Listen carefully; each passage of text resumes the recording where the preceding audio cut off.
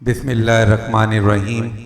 हदीस नबी है, हज़रत अनस रज़ी अल्लाह अन्हु से रवायत है, कहते हैं रसूल अल्लाह सल्लल्लाहु अलैहि वसल्लम ने इरशाद फरमाया, अगर नाफरमान बेटे के माँ बाप या उन दोनों में से किसी एक का इंतकाल हो जाए और ये बेटा उनके लिए बराबर दुआए इस्तग़फ़ार करता रहे तो अल्लाह उसको फर्माबरदार बंदों में लिख देता है।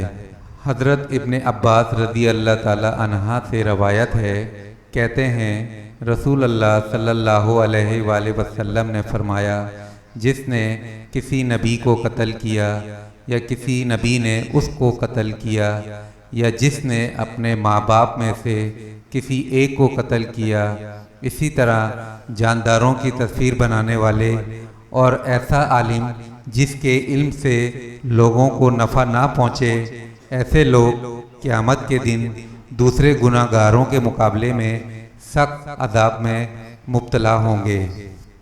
एक आदमी नबी करीम सल्लल्लाहु अलैहि वसल्लम की खिदमत में आकर अर्ज़ किया कि ए अल्लाह के रसूल, मैं एक औरत से बहुत मोहब्बत करता हूँ जो इंतहाई खूबसूरत है, लेकिन उससे बच्चा पैदा नहीं हो सकता, क्या मैं उससे शादी कर लूँ?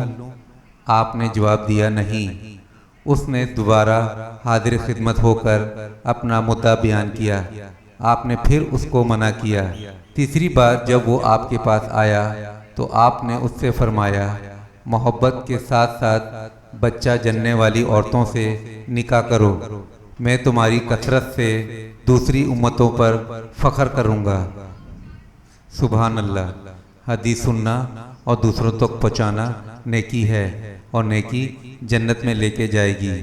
जज़ाकल्लाह।